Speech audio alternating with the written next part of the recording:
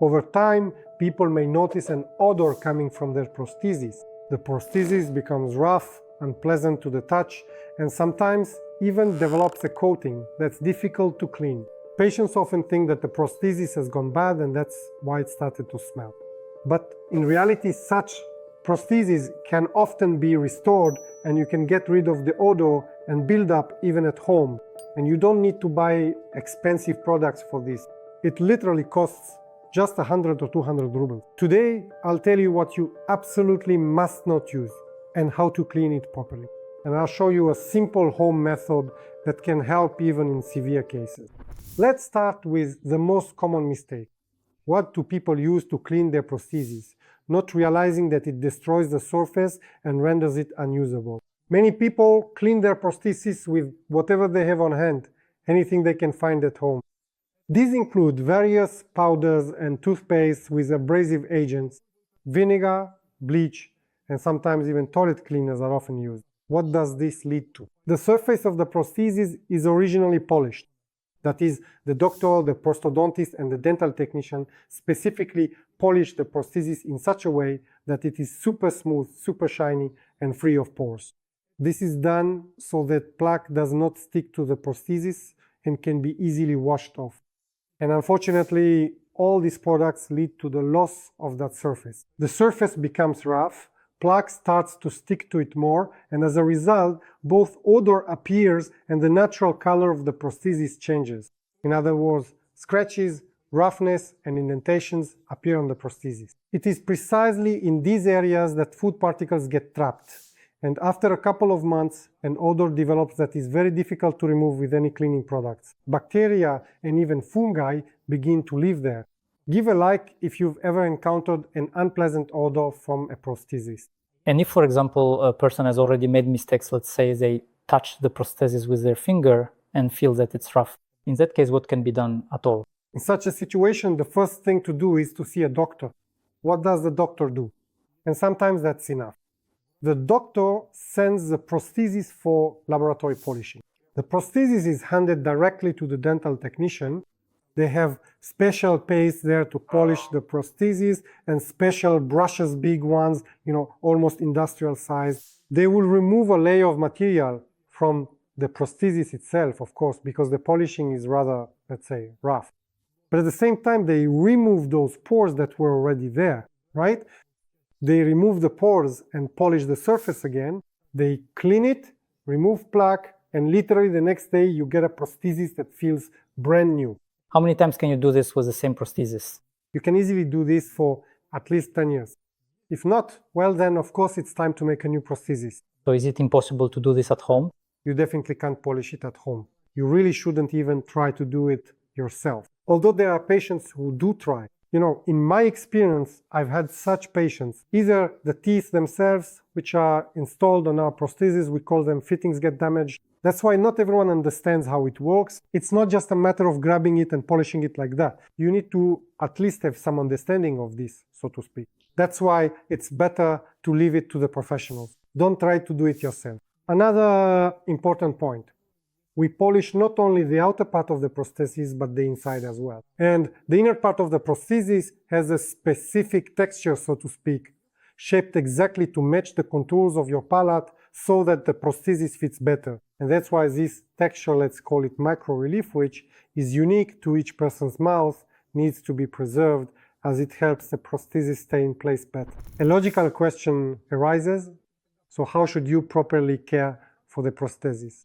In fact, the care rules are very simple. First and foremost, what we need to do is, of course, clean the prosthesis at least as thoroughly as your own teeth twice a day, in the morning and in the evening. And often, all you need for this is a regular toothbrush, either soft or medium bristle and soap, or toothpaste with low abrasiveness, the so-called RDA index. In other words, we are not only protecting against plaque that has built up during the day, but also food particles left behind. We also, of course, make sure to remove any residues. If, for example, the patient uses any corrective or fixing creams or gels, we absolutely have to remove all traces of cream or gel so that the denture is completely clean. Usually, that's enough. Ideally, the patient should remove the denture after every meal. Of course, this is always a a rather private matter. Of course, the patient usually goes to the sink in the bathroom, removes the denture, rinses it, and puts it back in. That would be the ideal scenario if the patient does this after every meal. Now I'll show you how to properly clean a dental prosthesis. I've prepared everything for you in advance.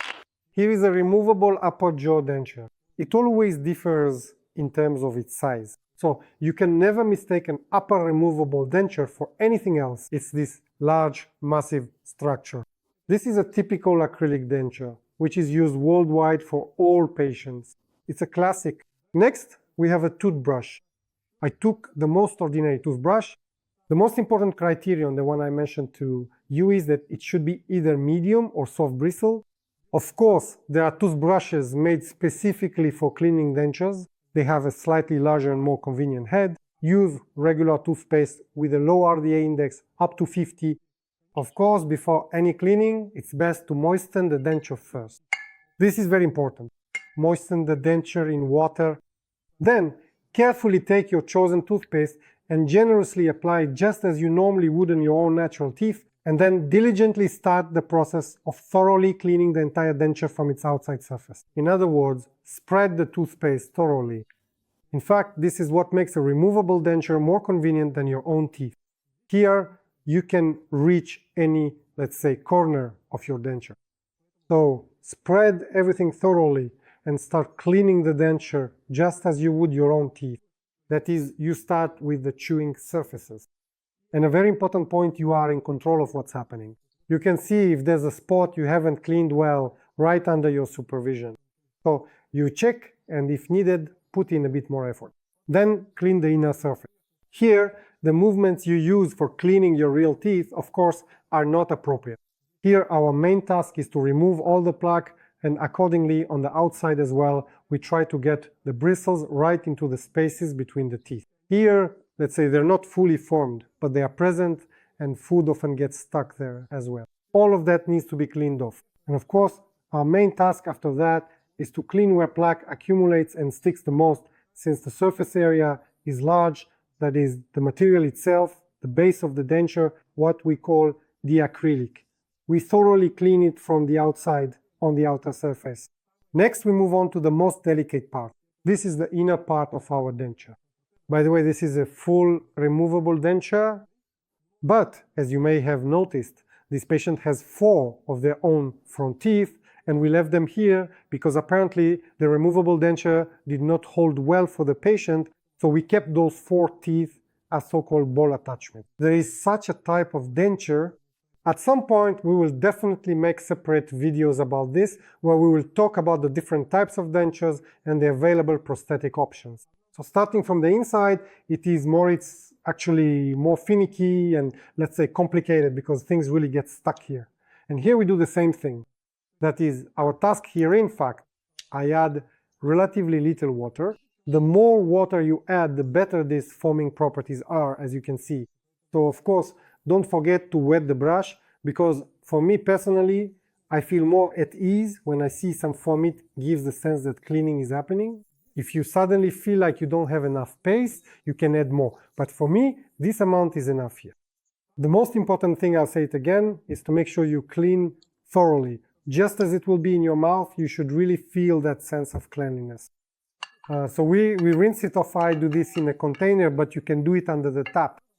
You see, even here, it's actually quite difficult to wash off the paste. This actually shows the adhesion of the denture, because the denture has been out for quite a long time, so to speak, and has not been in a moist environment for a while. It's already completely dried out, and as soon as we apply something to it, you can see how quickly it absorbs it.